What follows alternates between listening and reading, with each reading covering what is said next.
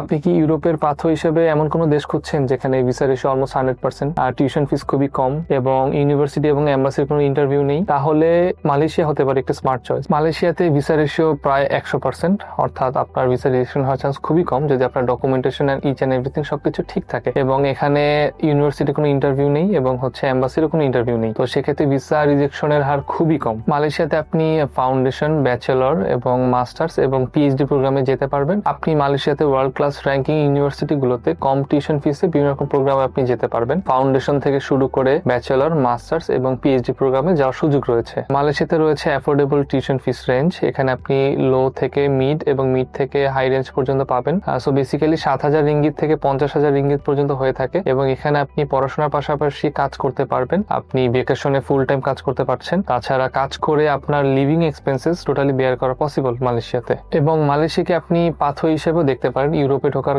কিংবা কোনো বড় দেশে ঢোকার। যেমন অস্ট্রেলিয়া এবং ইউকের সাথে ওদের কিছু ইউনিভার্সিটির সরাসরি অ্যাফিলিয়েশন রয়েছে। তো সেক্ষেত্রে আপনি ক্রেডিট ট্রান্সফার করে পরবর্তীতে অস্ট্রেলিয়া, ইউকে কিংবা কানাডাতে আপনি মুভ করতে পারবেন। ভিসা প্রসেসিং খুবই তাড়াতাড়ি হয়। এখানে আপনি 3টি ইনটেক পাবেন বছরে। সো দেখা যায় 2 থেকে 3 মাস কিংবা 4 মাসের মধ্যে আপনার ভিসা প্রসেস হয়ে যাবে। তো এক্ষেত্রে আপনার ইয়ার গ্যাপ হওয়ার চান্স খুবই কম।